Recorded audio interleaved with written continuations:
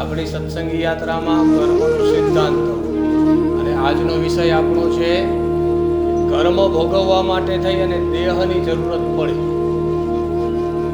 જેટલા પણ ક્રિયમાણ સંચિત અને પ્રારબ્ધ કર્મ થયા હોય એ જેટલા પણ આપણે પૂર્વ બ્રહ્માજીથી જ્યારથી વંશ પરંપરા ચાલુ થઈને જન્મ મળતો આવ્યો છે, દેહ ગમે તે મળ્યો હોય, યોનિ ગમે તે મળી હોય, પણ એ આત્મા સંબોધી અને જે દેહ મળ્યો હોય એ દેહની અંદર જેટલા પણ કર્મ કર્યા હોય એ સંચિત કર્મો ભોગવવા માટે દેહ અવશ્ય મળે.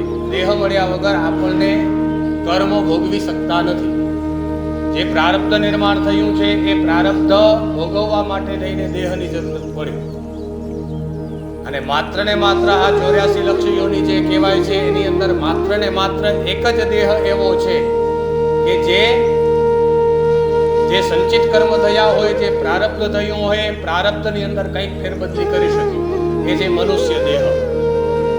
મનુષ્ય દેહ મળે એટલે કર્મ ભોગવવાના પણ છે અને સારા કર્મ નિર્માણ પણ કરવાના છે.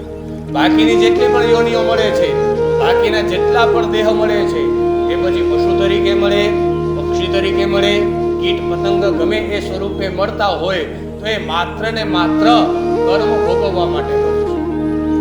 જે પ્રારબ્ધમાં જે કર્મ ભોગવવાનું નક્કી કરવામાં આવ્યું છે, જે કર્મના ઢગલા બનાવી રાખ્યા છે, એ જે પ્રમાણે પ્રારબ્ધ નક્કી થયું હોય, જે પ્રમાણે જે સ્વરૂપમાં આપણે કર્યું હોય એ પ્રમાણે દેહનું નિર્માણ થાય, એ પ્રમાણે દેહ નક્કી થાય અને એ પ્રમાણે દેહ મળે.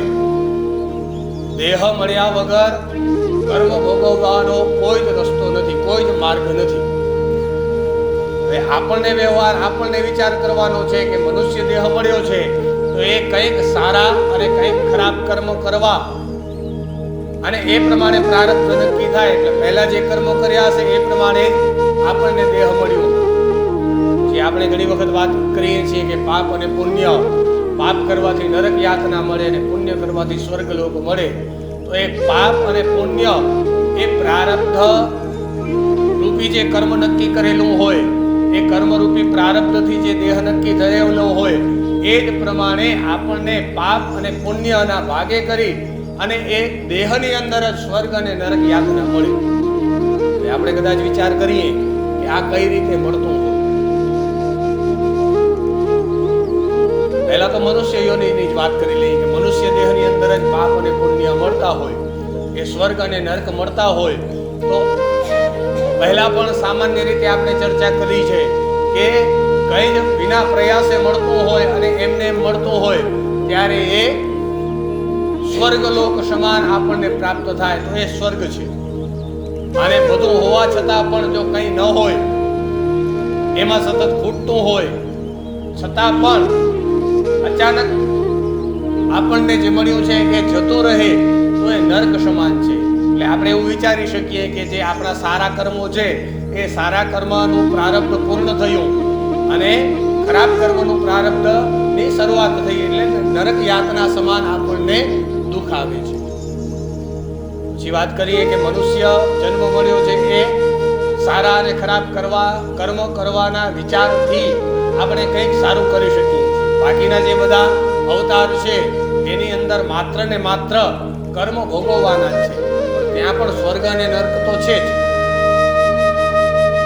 આપણે બાકી બધાની વાત ન કરતા માત્ર એક જ, જેને માતા પણ ગણીએ છીએ અને સૌથી શ્રેષ્ઠ પણ ગણવામાં આવે છે એવી ગાયની જ વાત કરી. ઘણી જગ્યાએ આપણે ગાયને પૂજીએ પણ છીએ, તો જ્યારે એનું પૂજન થાય છે ત્યારે એને સ્વર્ગલોકનો અનુભવ થાય, અને જ્યારે લાકડી મારવામાં આવે, એની સાથે અવ્યવહાર કરવામાં આવે ત્યારે એને નરક યાતનાનું દુઃખ પ્રાપ્ત થાય. ઘણી જગ્યાએ ગાયને માતા તરીકે આપણે પૂજીએ પણ છીએ અને એનું એ જ રીતે ધ્યાન રાખવામાં આવે છે. જેવી રીતના અત્યારે આપણા ઘરની અંદર ગાય હોય અને પહેલા પણ એવું જોવામાં મળતું કે ગાય આપણા ઘરના આંગણામાં બાંધેલી હોય અને જે પ્રમાણે ઋતુ બદલાય એ પ્રમાણે એની વ્યવસ્થા પણ બદલવામાં આવતી. ઘરના સભ્યની જેમ એનું ધ્યાન રાખવામાં આવતું. અત્યારની પરિસ્થિતિઓ કંઈક થોડીક અલગ છે, પણ ત્યારની વાત કરીએ તો ત્યારે તો દરેક ઘરની અંદર ગાય હતી. તો જે પ્રમાણે ઋતુ બદલાય એ પ્રમાણે એની વ્યવસ્થા કંઈક કરવામાં આવતી. એ જે વ્યવસ્થા કરવામાં આવતી એ સ્વર્ગ, અને જ્યાં વ્યવસ્થા ન થતી હોય ત્યાં નર્ક. એવી જ રીતના અન્ય ઘણા બધા પશુઓ છે. અમુક જગ્યાએથી અમુક રીતનું બોલવું એ મર્યાદા ભંગ થવાની વાત છે. અત્યારે જે વહાલ ગાય પ્રત્યે હતો એ વહાલ બીજી જગ્યાએ છે. હવે એ જે ઘરની બહાર હોય એ ઘરની અંદર હોય અને એને પરિવારના સભ્ય પ્રમાણે જો એની ધ્યાન રાખવામાં આવતી હોય તો એની માટે સ્વર્ગ છે. એટલે આપણે એ વિચારી શકીએ કે જે પ્રારબ્ધમાં કરેલું છે એ પ્રમાણે એને અત્યારે પુણ્ય ભોગવે છે, એ પ્રમાણે એ સ્વર્ગ કે નર્ક ભોગવે છે, એ પ્રમાણે દેહ ધારણ કરી અને એ પ્રારબ્ધ પૂર્ણ કરે છે. પછી વાત કરીએ ફરીથી આપણે મનુષ્ય યોનિની, કે આપણે જે સંચિત કર્મ કરીએ છીએ, આપણે જે ક્રિયમાન કર્મ કરીએ છીએ અને એ પ્રારબ્ધ કર્મની અંદર ફેરવાય છે, તો આપણે જેની સાથે જે વ્યવહાર કર્યો હશે, આપણે કર્ણના ઉદાહરણથી પણ લઈ શકીએ કે અતિશય દાન કર્યું, માત્ર ને માત્ર સુવર્ણ દાન જ કર્યું, પણ અન્ન મળ્યું નહીં. સ્વર્ગલોકની અંદર આપણે એક વાત છે કે સ્વર્ગની અંદર માત્ર ને માત્ર ભોજન માટે થઈને એને સુવર્ણ મળ્યું, સોનું મળ્યું, પણ અન્નનો દાણો મળ્યો નહીં. કે અન્નનું દાન કરવામાં આવ્યું નથી તમારા હસ્તે, તો તમે જે કરો છો, તમે જે વાવો છો એ જ તમને મળે છે. એટલે કર્મ છે એ પ્રારબ્ધનું બીજ છે. કર્મ છે એ બીજો દેહ મળવાનું બીજ છે. કર્મ કર્યા વગર પણ નથી રહી શકતા, કર્મ નથી કરતા તો પણ ચાલતું નથી. એટલે આપણે જે કર્મ કરીએ છીએ પ્રારબ્ધનું બીજ છે. અને આપણે જે વિચારણા કરતા હોઈએ કે કદાચ બીજું કંઈ જ નહીં કરીએ, અથવા તો એમ વિચારીએ કે જે સંન્યાસ ધારણ કરે છે, સંત કે જે સંસારથી વિમુખ થયેલા છે, એ લોકોને કદાચ પછી એમને નવો જન્મ નહીં મળે, તો આપણે ભગવાન સત્યનારાયણની કથામાં પણ સાંભળીએ છીએ કે જેમને સાક્ષાત ભગવાનનું કાર્ય કર્યું છે, એવા ભગવાને આવીને પ્રત્યક્ષ દર્શન પણ આપ્યા છે, એમના પણ બીજા જન્મ તો થયા જ છે. એમના પણ બીજા જન્મ તો થયા જ છે. શ્રેષ્ઠ કર્મ કરનાર વ્યક્તિઓના પણ બીજા જન્મ થયા છે. તો જે સંસારથી વિમુખ થાય છે, સંસારથી દૂર થાય છે, એ પણ કર્મ તો કરે જ છે. તો જે કર્મો કરે છે તો એની માટે પ્રારબ્ધ તૈયાર થાય છે. અને જ્યાં સુધી પ્રારબ્ધ તૈયાર થાય છે ત્યાં સુધી દેહ મળવાનો જ છે.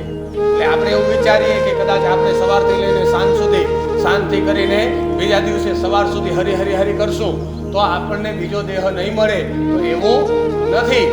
બીજો દેહ મળવાનો જ છે, કારણ કે કર્મ એ બીજો દેહ મળવાનો બીજ છે. અને જ્યાં બીજ હશે ત્યાં વૃક્ષ અંકુરિત થવાનું જ છે, એ વૃક્ષ ઉગવાનું જ છે.